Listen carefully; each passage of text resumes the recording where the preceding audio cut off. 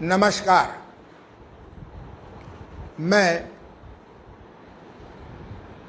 वरिष्ठ प्राकृतिक चिकित्सा प्लस विशेषज्ञ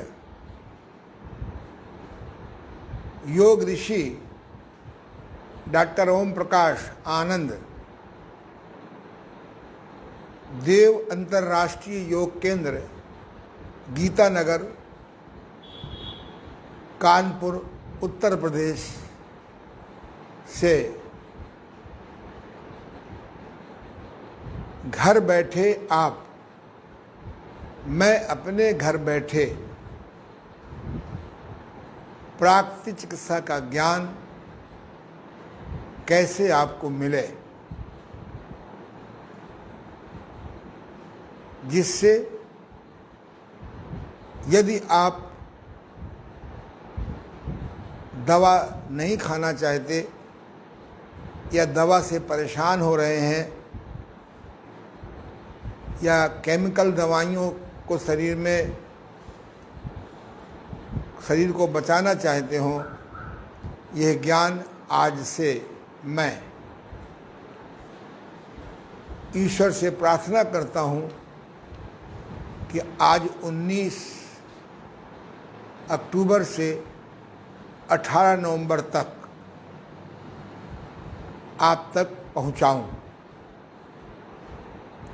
ये ईश्वरीय प्रेरणा मुझे मिली और इस प्रेरणा में या इस क्लास के प्रारंभ में मैं इंटरनेशनल नेचुरोपैथी ऑर्गेनाइजेशन INO को, उसके सभी पदाधिकारियों को का आभार प्रकट करता हूँ कि उन्होंने इस कार्यक्रम का उद्घाटन शुभारंभ कल 18 तारीख को 11 बजे किया और उनके सहयोग से अब तक लगभग लोगों ने कल वाला संदेश लोगों ने पढ़ा। मुझे आशा है कि योग ऋषि ओम प्रकाश आनंद के फेसबुक में या यूट्यूब में जा कर के कल का आप दर्शन मेरा पढ़ सकते हैं। अभी हमारे बहुत प्रिय डॉक्टर अवधेश मिश्रा जी से बातचीत हुई, जो अखिल भारतीय प्राकृतिक चिकित्सा परिषद के महामंत्री हैं। उन्होंने कल कल के लेक्चर की बहुत प्रशंसा की और उन्होंने कहा कि मैंने निश्चय किया है कि अपने सारे ग्रुप वालों को आपकी बात पहुंचाऊं। मेरी इन तीनों संस्थाओं से आशा करता हूं कि प्राकृतिक चिकित्सा की भलाई के लिए, लोगों की भलाई के लिए ये अपने सभी सदस्यों को, सभी योग प्राकृतिक प्रेमियों को अवश्य पहुंचाएंगे। आइए आज प्रथम दिन हम लोग प्राकृतिक चिकित्सा का इतिहास समझेंगे। जब तक हम किसी विद्या का इतिहास नहीं सुनेंगे, पढ़ेंगे, तो उतनी आस्था नहीं हो पाती है उस पद्धति पर जितनी आस्था होनी चाहिए। तो इस विषय में हो सकता है कुछ लोगों को मतभेद हो, पर मेरा यहाँ जो स्पष्टीकरण होगा वो मतभेद तो हो सकता है पर मनभेद नहीं होना चाहिए। तो आइए, प्राकृतिक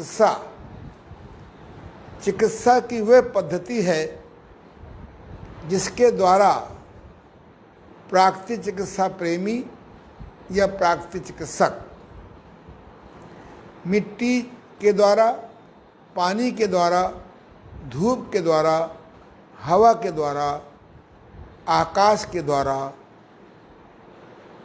वह रोगों का इलाज करता है। यद्यपि मिट्टी, पानी, धूप, हवा, आकाश का संसर्ग हमारे भारतवर्ष में था और अप्रत्यक्ष रूप से बीमारियों के रोकथाम में सहयोगी भी था, लेकिन इसका डेवलपमेंट चिकित्सा के रूप में जहाँ तक मेरा अध्ययन है पिछले 50 वर्षों का, और इस अध्ययन के जो गवाह हैं वह डॉक्टर गंगा प्रसाद गौड़ नाहर, लखनऊ के। उनकी पुस्तक है, एक निकली थी, धन्वंतरी, विजयगढ़ अलीगढ़ से धन्वंतरी विशेषांक। ये पुस्तक लगभग 1966 या 67 में एक बड़े बृहद रूप में निकली थी। क्योंकि हमारा परिवार धन्वंतरी पत्रिका का आजीवन मेंबर था, है। ये पुस्तक मुझे, जब मैं नेचुरोपैथी में आया तो ये पुस्तक मुझे देखने को मिली। यद्यपि ये पुस्तक पहले भी मैंने देखी थी, लेकिन क्योंकि मैं प्राकृतिक चिकित्सा से बिल्कुल परिचित नहीं था, इसलिए कभी मैंने उसके 2 पन्ने भी नहीं पलटे। लेकिन प्राकृतिक चिकित्सा में आने के बाद, प्राकृतिक चिकित्सा से लाभ उठाने के बाद, प्राकृतिक चिकित्सा से अपने भयंकर से भयंकर रोगों पर विजय प्राप्त होने के बाद बहुत गहराई से अध्ययन किया, और गंगा प्रसाद गौड़ नाहर जी ने ये अपने इतिहास में लिखा। ये पुस्तक वर्तमान में हमारे मित्र डॉक्टर राकेश जिंदल मोदी नगर के प्रकाशक से अधिकार लेकर के छपवाया है। उसका नाम है प्राकृतिक आयुर्विज्ञान। प्राकृतिक चिकित्सा प्रेमियों को ये पुस्तक अवश्य पढ़नी चाहिए। उस पुस्तक में इतिहास में लिखा हुआ है कि यह प्राकृतिक चिकित्सा का जो स्वरूप है, ये जर्मनी से उद्भव हुआ। सबसे पहले इसके जो प्रणेता हैं उनका नाम है विनसेंज प्रेसनीज। विनसेंज प्रेसनीज जी जब 8 वर्ष के थे, पढ़े लिखे नहीं थे, ये जंगल में गाय चराते थे, भेड़ों को चराते थे। एक दिन क्या देखते हैं कि दोपहर के समय एक लंगड़ाता हुआ हिरन आया, और वो जो जंगल में एक तालाब था, उसमें काफ़ी देर तक खड़ा रहा।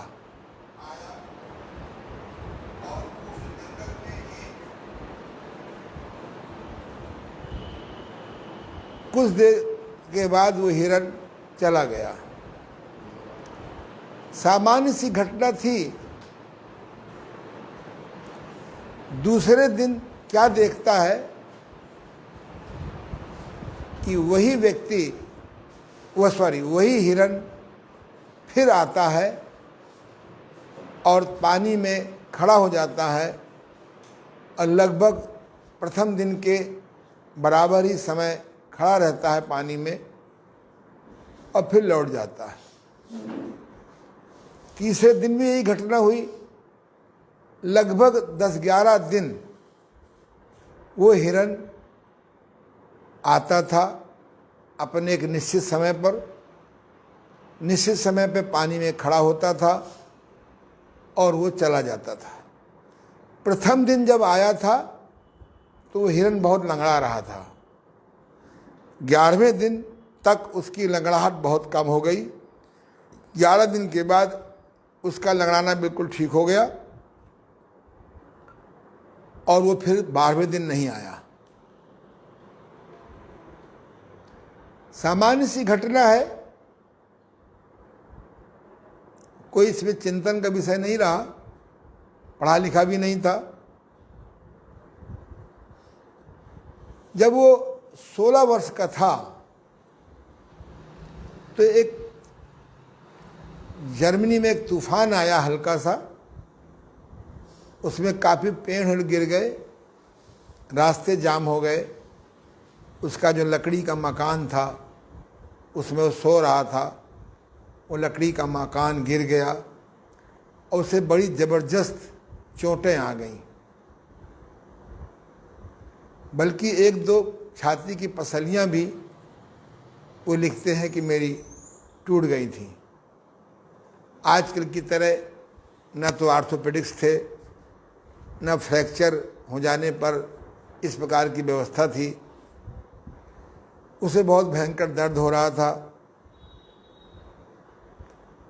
उसने उस घटना को याद किया कि हिरन को भी चोट लगी थी, लंगड़ाता हुआ आता था। उसने फिर वो थोड़ा मस्तिष्क पर जोर दिया, सूती कपड़े की पट्टियाँ वह कष्ट स्थान पे लगाता था, पानी में पट्टियाँ भिगो लेता था कपड़े की और उसको हल्का सा निचोड़ लेता था और पट्टी रखता था। इस प्रकार से जहाँ दर्द होता था वो सूती कपड़े की भिगोई हुई निचोड़ी हुई पट्टियाँ रखता था। जब पट्टी गर्म हो जाती थी तो फिर वो पानी से भिगोता था। उसे बड़ा सुख मिला। मुझे भी याद है कि जब हम छोटे थे, गांव में रहते थे, जब कोई चोट लग जाती थी या खून लग हो जाता था या फुड़िया फुंसी होती थी तो हम लोग ठंडे पानी की पट्टी बांधते थे और ठीक हो जाते थे। उसने देखा अगर ठंडे पानी की पट्टी लगाई जाए तो और जल्दी आराम मिलता है, और इस प्रकार से बिना दवा के, बिना पेन किलर के कुछ सप्ताह में उसके सारे घाव भर गए।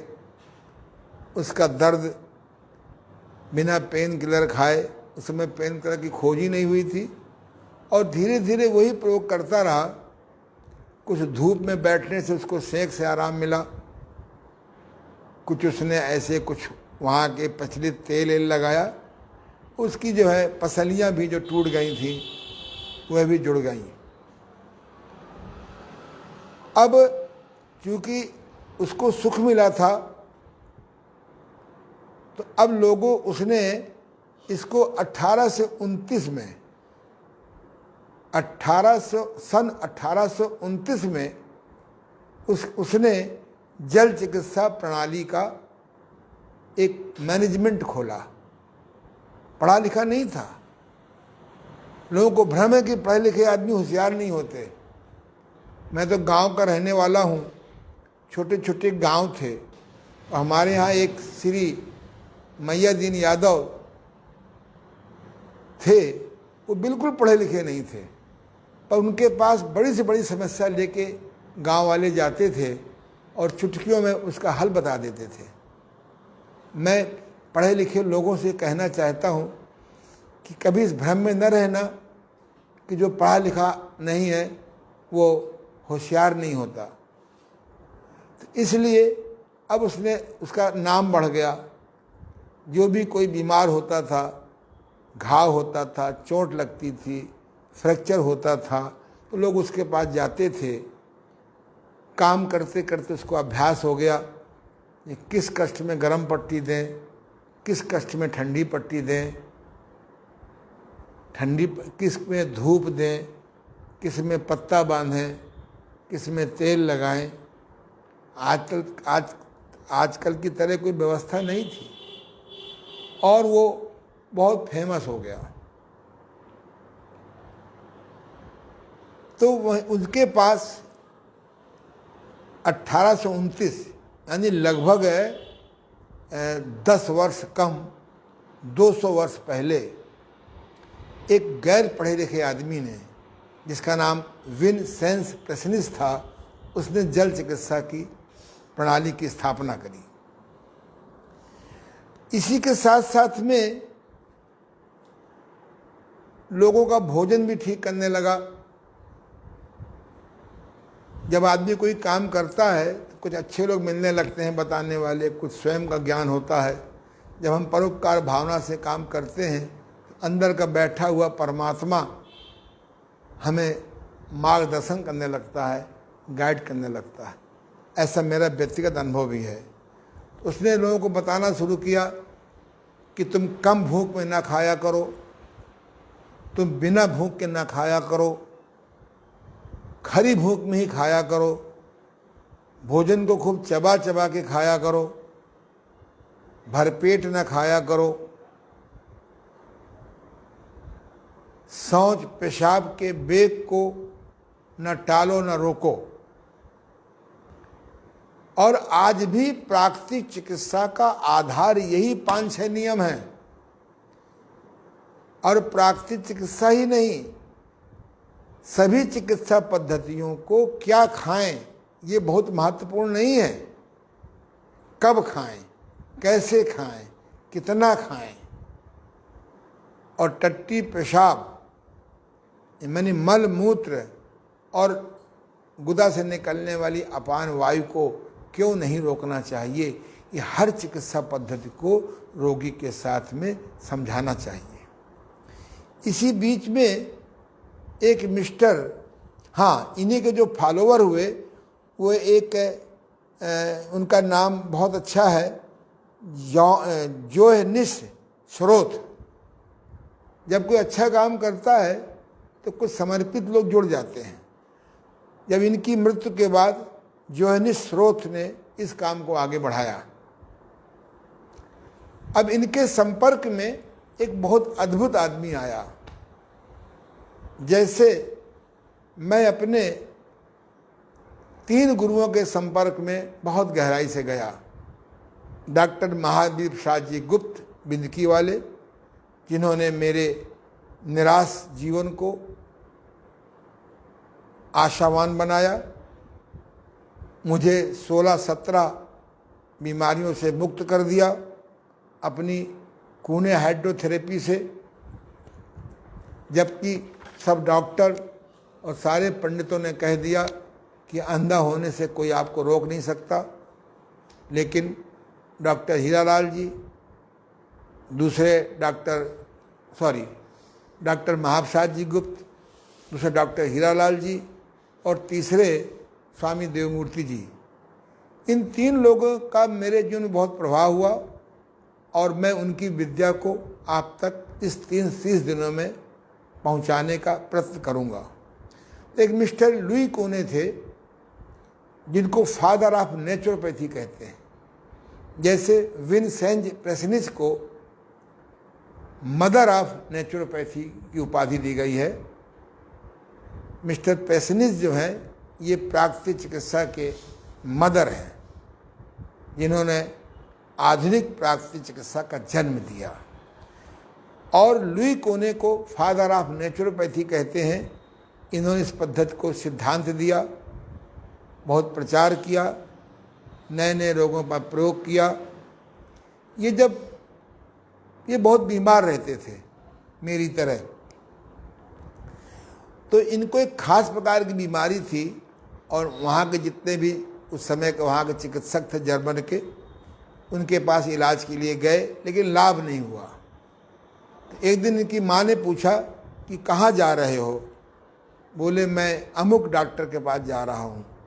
बोले मत जाओ, यही बीमारी तुम्हारे भाई को थी, इलाज करते करते करते इन्हीं चिकित्सकों से वो फेल हो गए और मर गए। यही बीमारी, ठीक यही सिम्टम्स, यही लक्षण तुम्हारे पिताजी को थी, वो भी इलाज करते करते करते मर गए।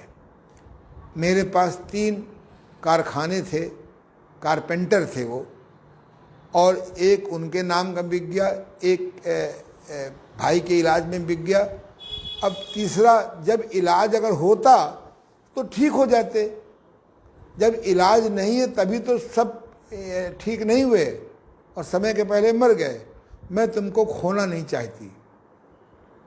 तुम भी अपने भाई की तरह, अपने पिता की तरह मृत्यु लोक में चले जाओगे और मेरा ये छोटा सा जो जीवन यापन के लिए ये बढ़ाई है, जो लकड़ी का कारखाना है, ये भी बिक जाएगा।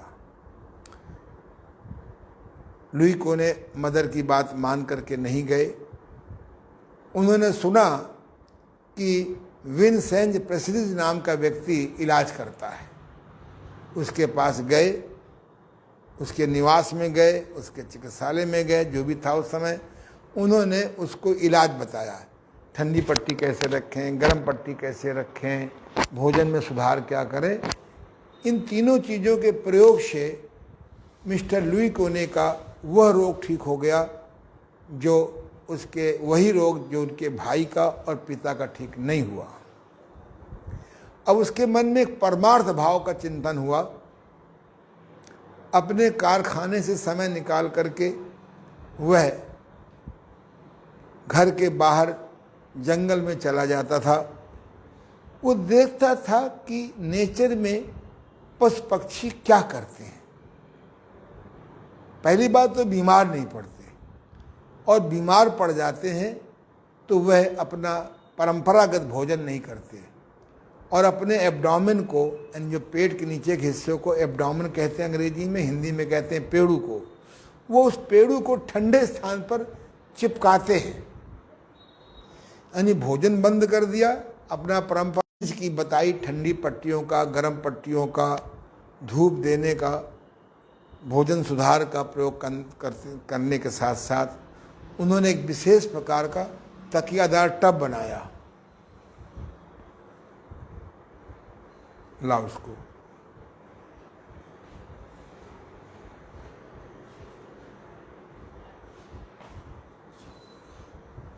इसको ध्यान से देखें। ये लुई कोने की ही टब की खोज है। ऐसा एक तकियादार टब बनाया, इसमें व्यक्ति ठंडा पानी भर लेता था और इतना पानी भरता था कि नाभि तक पानी आ जाए। ध्यान से सुनो बेटा। और पैर बाहर हैं, और इस प्रकार से वो ठंडे पानी में तकियादार टब लोहे का बना करके बैठने लगा। बैठाता था, स्वयं ही बैठता था और बैठाने लगता था। रख के आऊं, मैं स्वयं आज से 50 साल पहले नाना प्रकार के रोगों से ग्रस्त था। दवाइयाँ सब फेल हो चुकी थी, डॉक्टर ने भविष्यवाणी कर दी थी अंधापन होने का। मैं स्वयं लुई कोने के मेथड से टब में बैठता था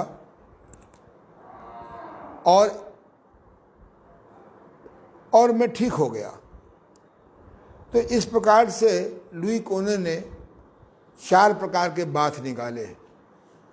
एक cold friction cold hip bath, friction cold सिज बाथ, वाटर स्टीम बाथ और पत्ती वाला धूप स्नान। व्यायाम के रूप में मॉर्निंग वॉक, इवनिंग वॉक। भोजन के रूप में शोकरदार रफेज युक्त भोजन। सिद्धांत उसने वही दिया कि मनुष्य को अगर स्वस्थ रहना है तो खरी भूख में ही खाना चाहिए। बिना भूख के, कम भूख में खाने से स्वस्थ नहीं हो सकता। और हमारा आयुर्वेद भी कहता है अजीर्णे भोजनम विषम लंघनम परम औषधि। बिना भूख के, कम भूख में खाने से भोजन कितना भी पौष्टिक हो, कितना भी ताकत देने वाला हो, वो विष बन जाता है। और लंघनम परम औषधि, अगली मीटिंग भोजन छोड़ दें, अगली की अगली मीटिंग भोजन छोड़ दें, अगली की अगली मीटिंग भोजन छोड़ दें। इसको हम लोग कहते हैं लंघन, जब तक खरी भूख न लगे। यही सब बातें बताता था। और उसने लिखी new science of healing, Hindi में है आरोग्यता की नवीन चिकित्सा। ये पुस्तक अब मिलती नहीं आसानी से, मेरे पुस्तकालय में था, किसी भले आदमी को अपने पुस्तकालय में भेजा जो 10,000 किताबों से भरा हुआ है। वो पुस्तक अभी कोई सज्जन भले आदमी ले गए हैं। मैं भगवान से प्रार्थना करूंगा उनको सद्बुद्धि आवे और किताब वापस कर दें। संस्था साहित्य मंडल ने उसी किताब को छापा है, उसका नाम रखा है नवीन चिकित्सा। उसके अनुवादक हैं डॉक्टर महावीर प्रसाद पोद्दार, जिनके बारे में आगे बताऊंगा। दूसरी किताब लिखी उन्होंने, लुई कोने ने, फेशियल डायग्नोसिस। इसका अनुवाद भी श्रद्धेय डॉक्टर महावीर प्रसाद जी पोद्दार ने किया, मुखाकृति विज्ञान। और तीसरी किताब मिस्टर लुई कोने ने लिखी, मैं आरोग्य हूँ या रोगी। अगर कोई आदमी प्राकृतिक चिकित्सक बनना चाहता है अच्छी क्वालिटी का, ये 3 पुस्तकें बार बार पढ़ना चाहिए। इन 3 पुस्तक के पढ़ने के बिना वो आधुनिक एलोपैथिक के डॉक्टर की तरह डॉक्टर तो बन जाएगा नेचुरोपैथ का, लेकिन रियल नेचुरोपैथ नहीं बन सकता। मेरे गुरुदेव ने मुझे 3 पुस्तकें साल भर पढ़ाई थी और अन्य पुस्तक पढ़ने का आदेश रोक दिया था, क्योंकि लुई कोने का जो सिद्धांत है इतना अद्भुत है, जिसकी कल मैंने INO के माध्यम से वेबिनार के द्वारा मैंने कुछ हल्की सी झलक दी थी। लुई कोने का पहला व्यक्ति है जिसने लगभग समस्त रोगों पर चर्चा की है। जो आज कैंसर की मार्केटिंग हो गई है, और मुझे लगता है कि अगर नेचुरोपैथी का सिद्धांत नहीं फैला, योग साधना का सिद्धांत नहीं फैला, योग नहीं योगा नहीं, योग साधना का सिद्धांत पूरा नहीं फैला, तो मुझे लगता है कि आने वाले समय में कोई व्यक्ति बिना कैंसर के मरेगा ही नहीं। गांधी जी इसीलिए जोर देते थे कि हमें प्राकृतिक चिकित्सा को जन जन में पहुंचाना है, अन्यथा घातक रोगों से ये सारा देश शिकारग्रस्त हो जाएगा। और मैं देख रहा हूं हर आदमी किसी न किसी घातक रोग का शिकार हो गया है, और सुबह से शाम तक ढेर सारी गोलियां खाता है। तो इसके संपर्क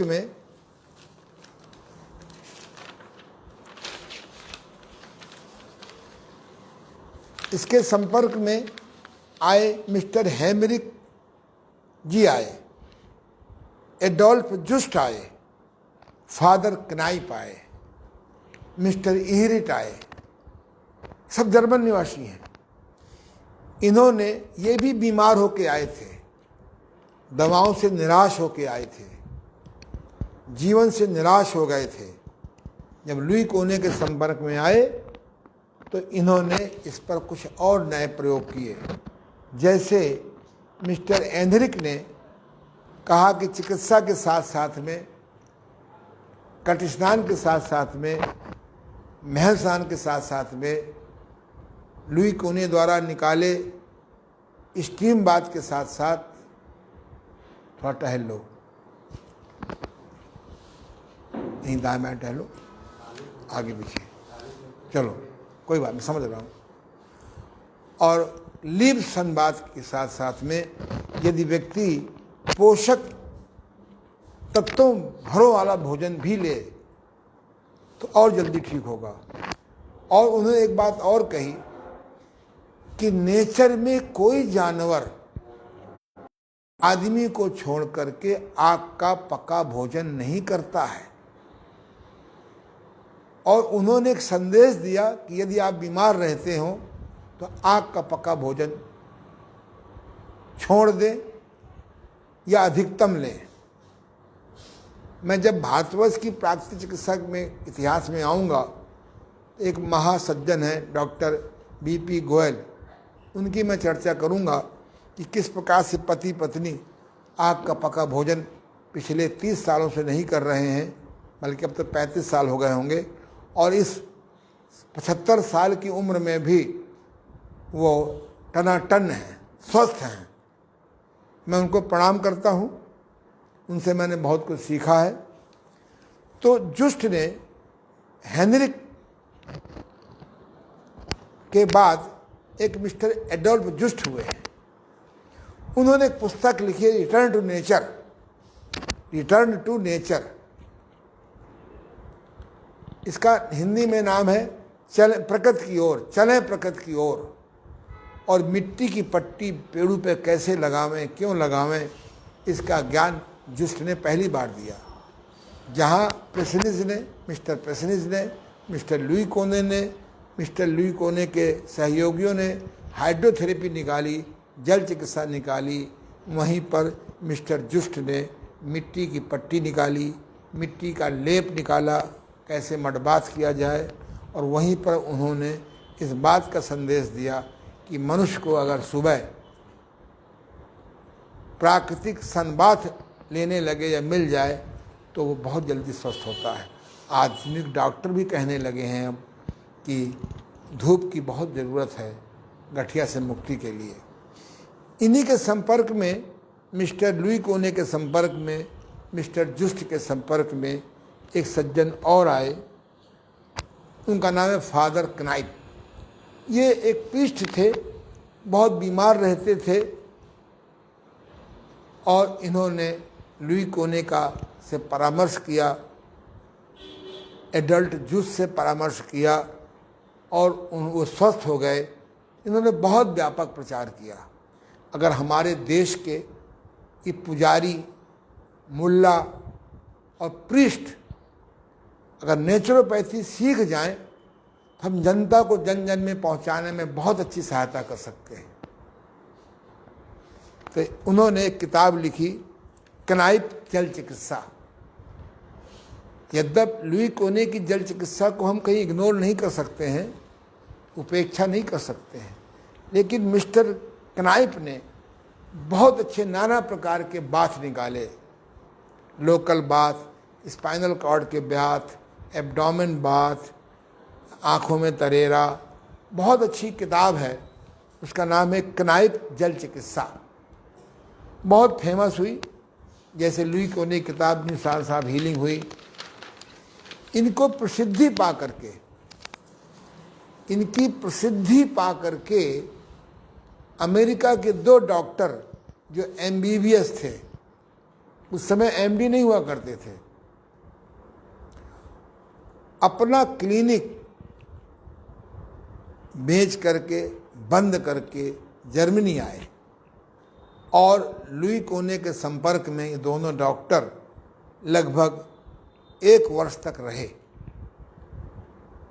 लुई कोने की सारी एक्टिविटीज़ को देखते थे। रोगी पहले आता था निराश होकर के, 20 दिन में, 10 दिन में, महीना भर में, 2 महीने में वो बिना दवा के मुक्त हो जाता था। इन लोगों ने नेचुरोपैथी का एक वैज्ञानिक रूप दिया, इसके एक साइंटिफिक अप्रोच दी। डॉक्टर हेनरी लिनलॉर्ड की बड़ी फेमस किताब है, मेरे सामने रखी है, प्राकृतिक चिकित्सा दर्शन एवं व्यवहार, डॉक्टर हेनरी लिनलॉर्ड। ये किताब पहले अंग्रेजी में ही केवल आती थी, पर CCRYN ने, केंद्रीय योग एवं प्राकृतिक चिकित्सा अनुसंधान परिषद ने किताब छापी है, और इसके अनुवादक हैं मेरे अग्रज डॉक्टर श्याम नारायण जी पांडे। डॉक्टर श्याम नारायण पांडे जी ने इस किताब का अनुवाद किया। जिनको साइंटिफिक नेचुरोपैथी पढ़नी हो, ये किताब पढ़नी चाहिए। डॉक्टर श्याम नारायण पांडे जी मेरे बड़े भाई हैं, मैं उनको प्रणाम करता हूँ। इस पुस्तक को लिख करके उन्होंने बहुत बड़ा नेचुरोपैथी में काम किया। इनके संपर्क में एक और डॉक्टर आए, doctor J.K. Kellogg. Doctor J.K. Kellogg ने एक किताब लिखी, रेशनल हाइड्रोथेरेपी। इसका अनुवाद मेरे गुरु मगरवाड़ा के, उन्नाव के डॉक्टर हीरालाल जी ने किया। इस पुस्तक को पढ़ कर के ही मैं डॉक्टर हीरालाल जी के पास संपर्क में 1 साल रहा। उस पुस्तक के पढ़ने के बाद लगा कि हर नेचुरोपैथ को हाइड्रोथेरेपी की क्रिया प्रतिक्रिया सिद्धांत जरूर सीखना चाहिए कि एक ठंडे के बाद गर्मी क्यों लावें, गर्म थैली से सेंक क्यों करें, परिश्रम क्यों करें, गर्म के बाद ठंडी क्यों लावें। बहुत ज़बरदस्त लिखा है जो मैं आपको इस सेमिनार में पढ़ाऊंगा।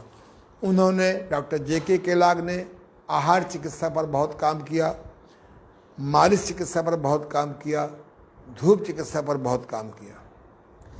इन्हीं के बीच में एक संपर्क आया डॉक्टर मैकफेडन। डॉक्टर मैकफेडन ने, जो बहुत बीमार रहा करते थे स्वयं, और फास्टिंग फॉर हेल्थ एक किताब भी लिखी है। उन्होंने बताया कि लोगों का भ्रम है कि फास्टिंग से आदमी कमज़ोर होता है। अगर आपको सही फास्टिंग का ज्ञान हो जाए तो आप कभी फास्टिंग से कमज़ोर नहीं होंगे। ये इनकी फास्टिंग फॉर हेल्थ पुस्तक पढ़ने के बाद लगता है कि हम लोग जितना भोजन पचा सकते हैं उससे 5 गुना, 10 गुना, 15 गुना, 20 गुना खाते हैं और चिल्लाते हैं कि भोजन नहीं पचता है। इस समय लगभग 6:30 बजा हुआ है। मैं प्रातः 2 बजे का उठा हुआ हूँ। केवल दोपहर में मेरे को 15 मिनट समय समाधि के लिए निकल पाया था, कभी आधा घंटा मिल जाता है। और खैर इस समय मेरे बच्चे आए हुए हैं तो उनके आग्रह से मैंने बहुत थोड़ा सा सुबह आग का पका भोजन ले लिया। यद्यपि मैं ये भी नहीं लेता। मैं प्रायः 30 दिन में 25 दिन प्रातः 2 बजे से और शाम को 6 बजे तक आग का पका भोजन लेता ही नहीं हूँ। जूस पीता हूँ, लाइव सूप पीता हूँ, मुर्दा सूप नहीं। बताऊँगा मुर्दा सूप लाइव सूप में क्या अंतर है। आप लाइव सूप पिएंगे ताकत आएगी, मुर्दा सूप पिएंगे तो मुर्दा माने आग का पका। तो इस व्यक्ति ने, डॉक्टर मैकफेडन ने बताया कि अगर आपको सही फास्टिंग आ जाए, नेचुरोपैथी की फास्टिंग में आग का पका भोजन निषेध हो जाता है, क्योंकि आग का पका भोजन मुर्दा भोजन है। ना उसमें विटामिन रह जाता है, ना मिनरल्स रह जाता है, ना फुजला रह जाता है, ना लाइव फैट रहता है, ना लाइव कार्बोहाइड्रेट होता है, ना लाइव प्रोटीन होता है। परिणाम क्या होता है? फिर हम जिंदगी भर दवा करते रहते हैं। यदि आदमी बीमार रहता है और अगर फलाहार पे आ जाए, सलादा आहार पे आ जाए, फलाहार और सलाद आहार, भीगे अंकुरित मेवा पर आ जाए, किशमिश मुनक्का अंजीर भिगो करके उसका पानी भी पिए और किशमिश मुनक्का अंजीर भी खाए। प्रायः लोग किशमिश मुनक्का अंजीर में पानी फेंक देते हैं, उनको ज्ञान नहीं होता कि पानी में तो ताकत है। तो इस प्रकार का हम भोजन लें तो बड़े से बड़े, भयंकर से भयंकर रोग ठीक हो जाते हैं। मेरा व्यक्तिगत अनुभव है और मेरा हजारों रोगियों का अनुभव है। जिन्होंने मेरी बात नहीं मानी उनको आराम तो मिला नेचुरोपैथी से, पर परमानेंट नहीं ठीक हुए। उनके शरीर में जोश नहीं आया, उनके चेहरे में चमक नहीं आई, शरीर में ताकत नहीं आई। मुर्दा भोजन करने वाले, आग का पका भोजन करने वाले ये उम्मीद करें कि हम ताकतवर हो जाएंगे, इम्पॉसिबल। इसके बाद इन्हीं के संपर्क में एक मिस्टर ईरिट आए।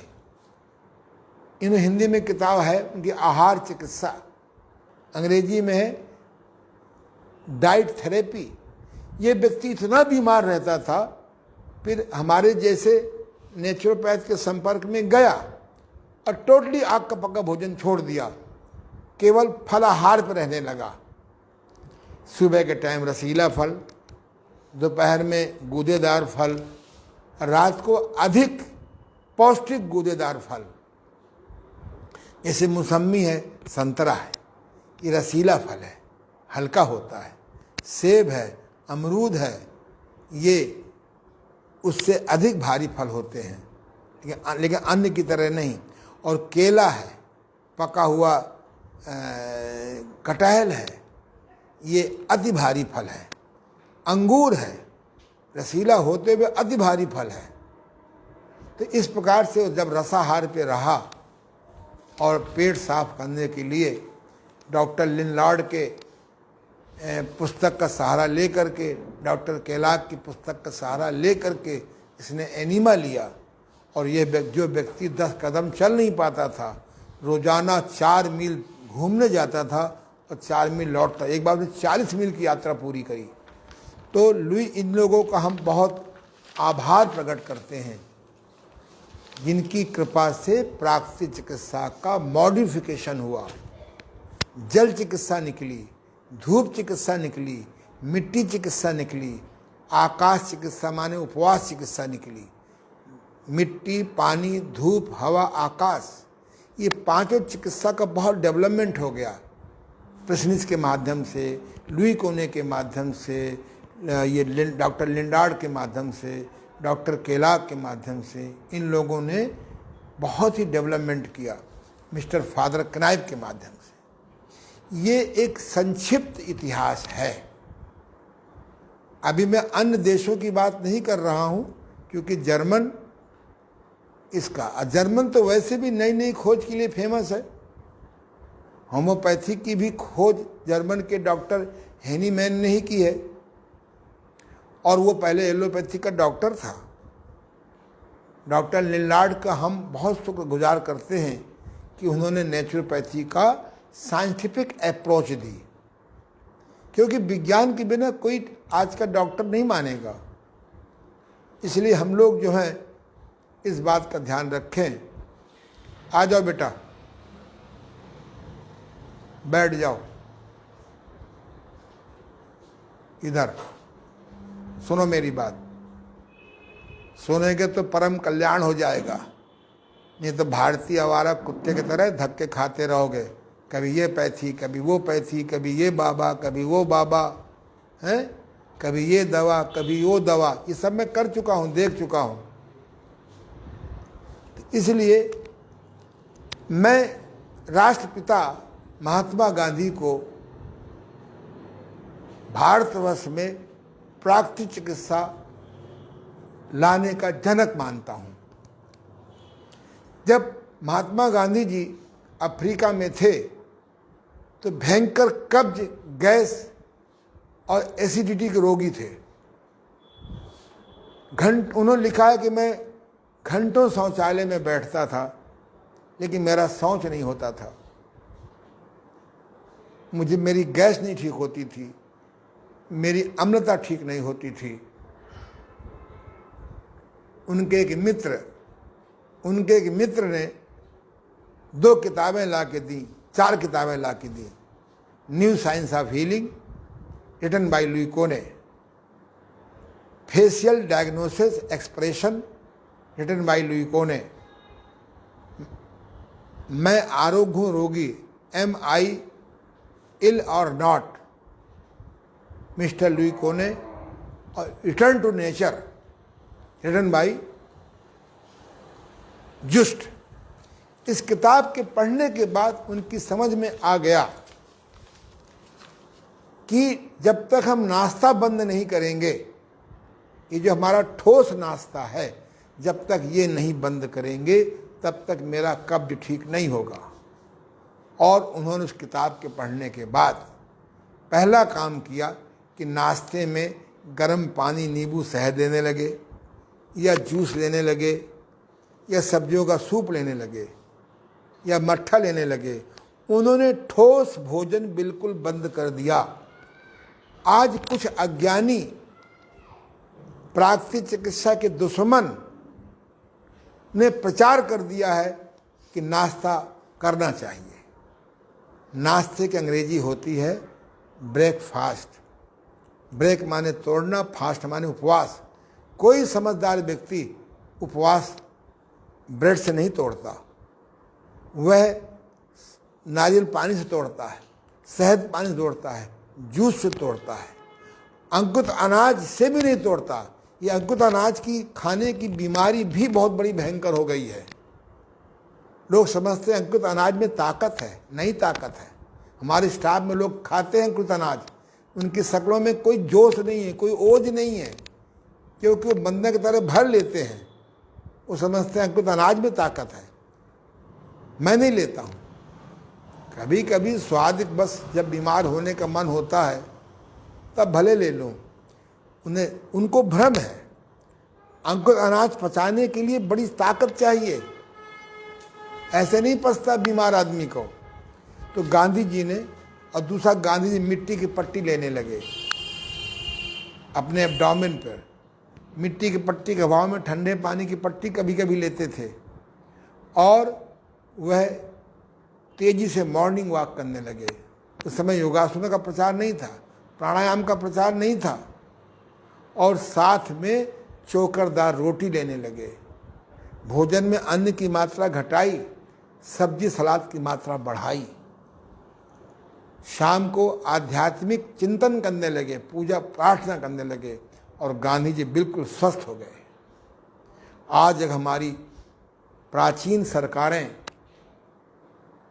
अगर गांधी जी की बात मान लेते, हमारा देश का अरबों रुपया, अरबों डॉलर रुपया जो केमिकल दवाओं में जा रहा है बाहर, वो नहीं होता। ये जो वायरस की बीमारी आ गई है, ना कभी डेंगू होता, ना कभी सार्स होता, ना कभी कोविड-19 होता, जो आने वाले समय में वायरस आ रहे हैं, इनको अगर कोई रोक सकता है तो प्राकृतिक चिकित्सा का सिद्धांत और शाकाहारी भोजन और मिताहारी भोजन।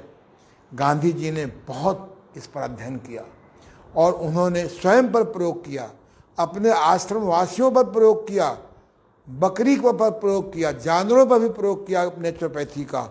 और उन्होंने आज हमारा देश अगर एक है, ये सारे जो हमारी रियासतें हैं, इसका श्रेय सरदार पटेल को है। बहुत कम लोग जानते हैं कि सरदार पटेल को टीबी हो गई थी। गांधी जी सारा काम छोड़ करके, क्योंकि गांधी जी को, महात्मा गांधी जी को, ये वर्तमान गांधी की बात नहीं कर रहा हूँ, जो हमारे राष्ट्रपिता महात्मा गांधी हैं, सारा काम छोड़ करके, आंदोलन का मैनेजमेंट छोड़ करके 3 महीने डॉक्टर मेहता के यहाँ उर्ली कांचन में, या बड़ा भरिया चिकित्सालय है, वहाँ जा कर के इनका इलाज किया, मिट्टी के द्वारा, पानी के द्वारा, धूप के द्वारा, आहार के द्वारा, सकारात्मक सोच के द्वारा, और सरदार पटेल स्वस्थ हो गए 3 महीने में। आज सरदार पटेल न होते, अंग्रेजों को तो विश्वास ही नहीं था कि देश 10 साल चल पाएगा। 500 रियासतें थी, सबका अपना जंगल राज्य था, सबकी मनमानी थी।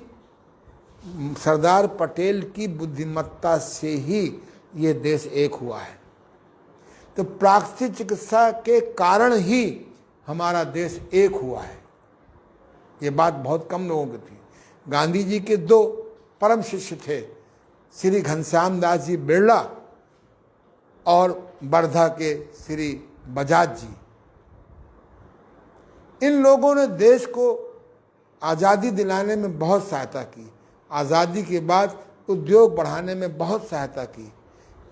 ऐसी प्राकृतिक चिकित्सा जो देश को एक किया हो, इन 2 बड़े पाजिटिव पूंजीपतियों को दिया हो, और उस प्राकृतिक चिकित्सा की इतनी अवहेलना की। मैं वर्तमान सरकार को, श्रद्धेय नरेंद्र मोदी जी को कोटि कोटि प्रणाम करता हूँ। इन्होंने आयुष डिपार्टमेंट बना करके इन्होंने योग साधना को, प्राकृतिक चिकित्सा को, आयुर्वेद को महत्व दे करके, और नेचुरोपैथी डे 18 नवंबर को तैयार रहिए।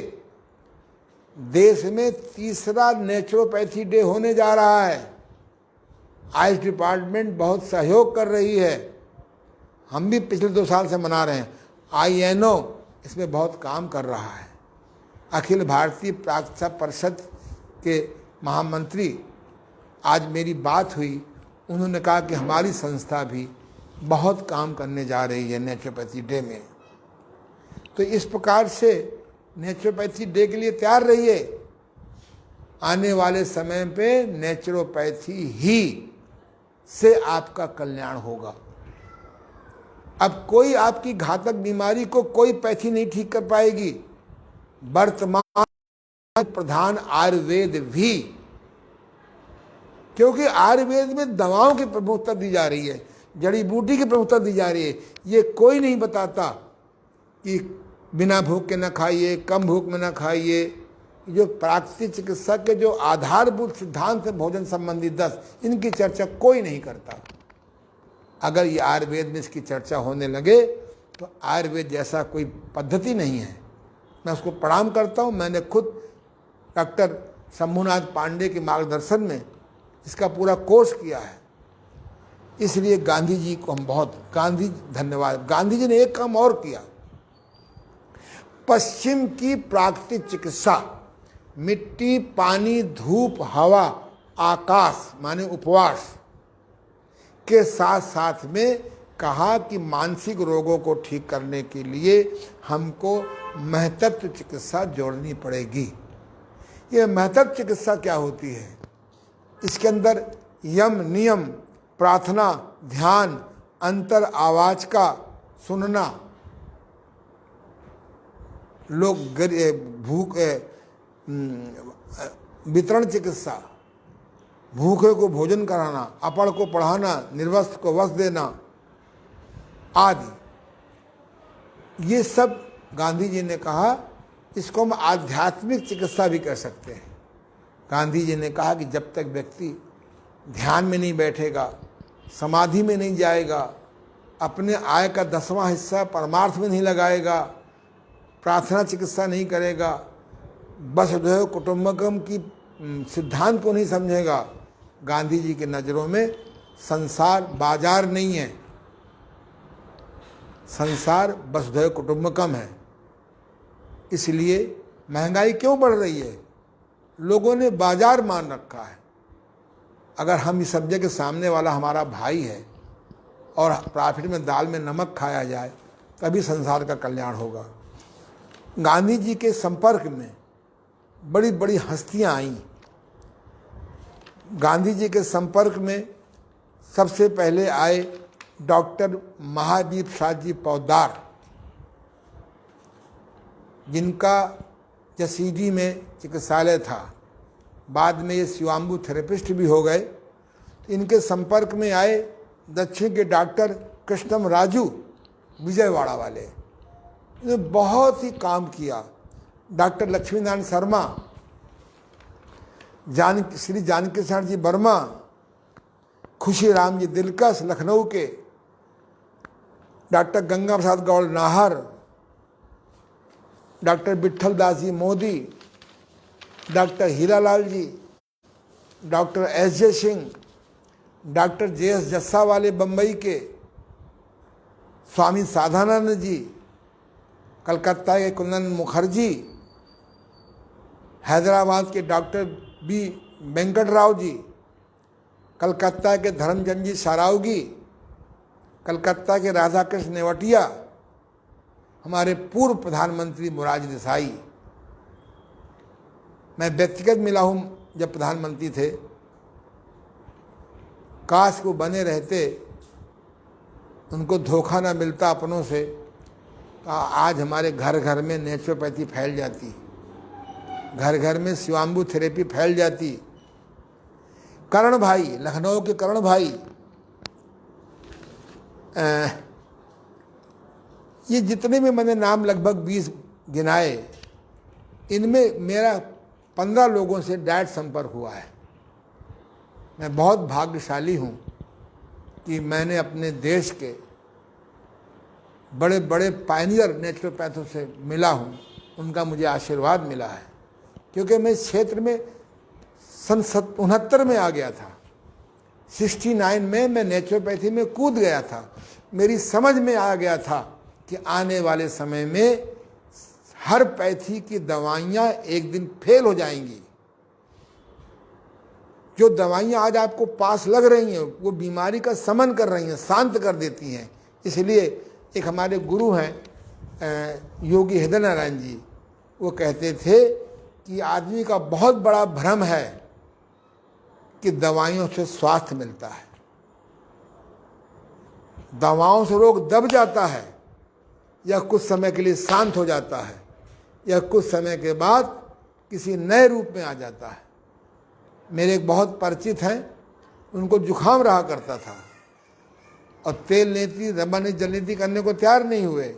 एक डॉक्टर की दवा किया एलोपैथिक, उनका जुखाम ठीक हो गया। डॉक्टर ने पहले कह दिया था कि मैं आपका जुखाम ठीक कर दूंगा, लेकिन कोई और नया रोग हो जाएगा, मेरी जिम्मेदारी नहीं है। उनके पूरी बॉडी में सोराइसिस हो गया, वो भी नेचुरोपैथी और पक्का आहार से ही ठीक हुआ, योग साधना से, और कुछ जड़ी बूटियों को सहारा लेना पड़ा। तो आइए हम इन सब महान दिग्गजों को प्रणाम करते हैं जिनकी कृपा से आज नेचुरोपैथी के यूनिवर्सिटियों में कोर्स शुरू हो गया। दुर्भाग्य से ये नए नए नेचुरोपैथों को ये नहीं मालूम कि हमारे पिताजी कौन हैं, हमारे बाबा कौन हैं। अपनी डिग्री के कभी कभी अहंकार में सभी नहीं, वो सोचते हैं कि हम ही डॉक्टर हैं। आज हमको डॉक्टर बनाने की ज़रूरत नहीं है, हमको प्राकृतिक चिकित्सा के गाइड बनाने की ज़रूरत है। अगर हम यूनिवर्सिटी के भरोसे रहेंगे तो 3 साल में 20 विद्यार्थी निकलेंगे, 50 विद्यार्थी निकलेंगे। आज नेचुरोपैथ गाइड की ज़रूरत है।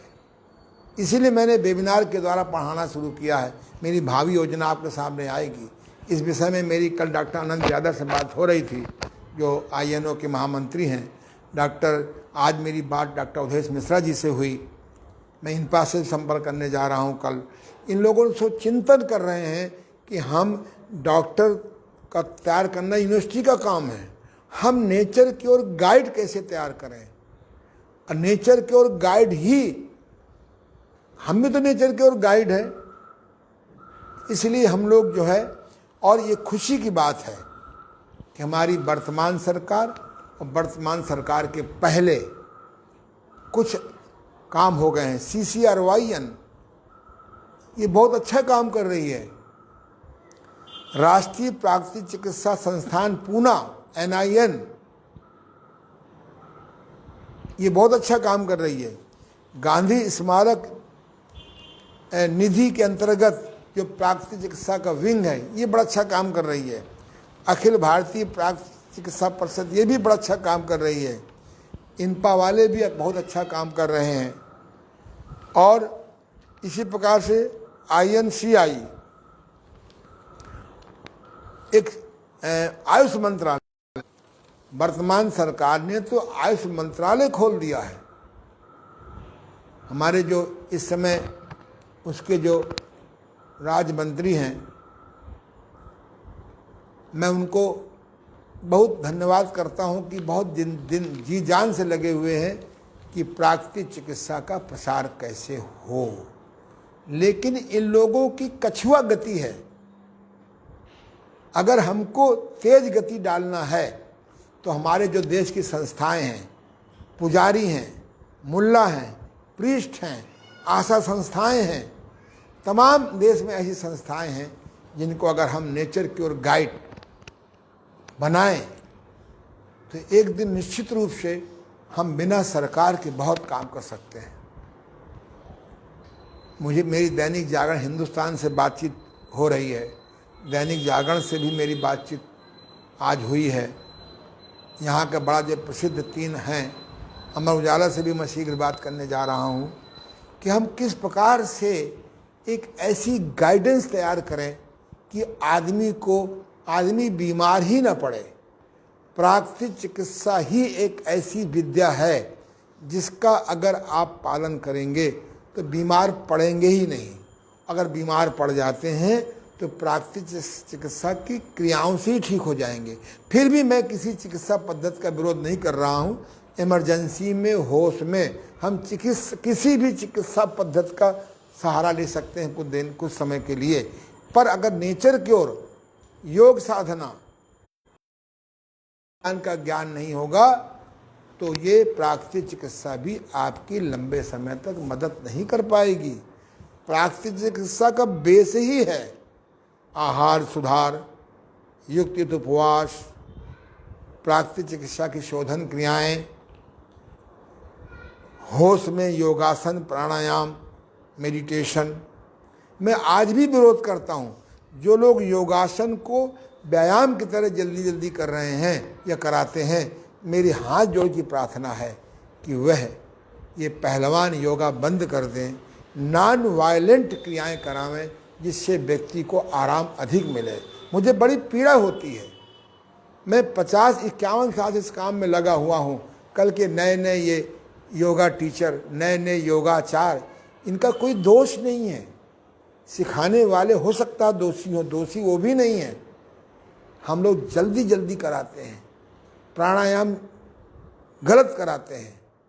ये मैं इसलिए कह रहा हूँ कि बात आपको चोट लगे और आपको अगर खराब लगे तो आप मुझे मेरा विरोध न करिए, मेरे पास आइए, मैं आपको वैज्ञानिक स्वरूप दूंगा। ये मैंने आपको बताया कि प्राकृतिक चिकित्सा का इतिहास क्या है। मेरी नज़र में प्राकृतिक चिकित्सा का जो इतिहास मिलता है वो जर्मन से शुरू होता है और भारतवर्ष में लाने का श्रेय राष्ट्रपिता मोहनदास करमचंद गांधी जी का है। और मैं आधुनिक इतिहास की चर्चा कल करूंगा और इतिहास के माध्यम से मैं आपको नेचुरोपैथी बताऊंगा। आज एक बात और कहते कहते समाप्त कर रहा हूं कि मेरे कुछ मित्र जो मुझसे 20 साल, 30 साल, 40 साल जूनियर हैं, जब बिना इतिहास पढ़े हुए गीत गाने लगते हैं कि डॉक्टर आनंद जी गलत पढ़ाते हैं। अरे आपने पढ़ा ही नहीं है। प्राकृतिक चिकित्सा इसलिए लगता है कि भारतवर्ष की है कि जो प्राकृतिक चिकित्सा के जो स्वास्थ्यवर्धक सिद्धांत हैं वो नेचुरोपैथी से मिलते जुलते हैं। हमें बता दो आयुर्वेद के किस ग्रंथ में कट स्नान बना हुआ है, नह स्नान बना हुआ है, स्टीम बाथ बना हुआ है, मिट्टी की पट्टी बनी हुई है, ठंडी पट्टी बनी हुई है। जो प्राकृतिक चिकित्सा की 7 क्रियाएं हैं और 7 उपक्रियाएं हैं, न किसी वेद में लिखे हैं, न किसी दर्शन में लिखे हैं, न किसी उपनिषद में लिखे हुए हैं। हाँ, अप्रत्यक्ष रूप से ऐसे सिद्धांत हैं जो लगता है कि नेचुरोपैथी हमारे यहाँ की है। अरे नेचुरोपैथी तो हमारे यहाँ की है ही, पर उन्होंने अगर मॉडिफिकेशन किया है तो हमें उनकी प्रशंसा करनी चाहिए और अपने सिद्धांतों को जोड़ दीजिए। ये बात मैं इसलिए कह रहा हूँ वेबिनार के माध्यम से कि मेरे कई दोस्त सुन रहे हैं। आप मेरे पास आइए, मेरे पास 10,000 किताबों की लाइब्रेरी है व्यक्तिगत, पूरा मैंने हाल बना रखा है, वहाँ के बैठिए, पढ़िए। भारतवर्ष का सनातन सिद्धांत, भारतवर्ष की आध्यात्मिक खोज, भारतवर्ष की जड़ी बूटियाँ और जर्मन का मॉडिफाइड प्राकृतिक चिकित्सा, ये सारे अगर एक साथ मिल जाएं तो हम दुखी मानव को सुखी कर सकते हैं। आज हम इतनी बात करेंगे, कल हम इसके आगे बढ़ेंगे और मैं आशा करता हूँ कि जिनके पास मेरा लिंक पहुँच गया है, कल मैं फिर पहुँचाऊँगा, वो अपने 10-10 मित्रों को भेजें। ये प्राकृतिक चिकित्सा एक आंदोलन खड़ा किया जा रहा है। इसमें हमको INO सहयोग कर रहा है, अखिल भारतीय प्राकृतिक चिकित्सा परिषद सहयोग कर रही है, हमारी INPA सहयोग कर रही है। से मेरा निवेदन है कि वह इस आंदोलन में सहयोग करें। नमस्कार, कल मिलेंगे आपको पुनः।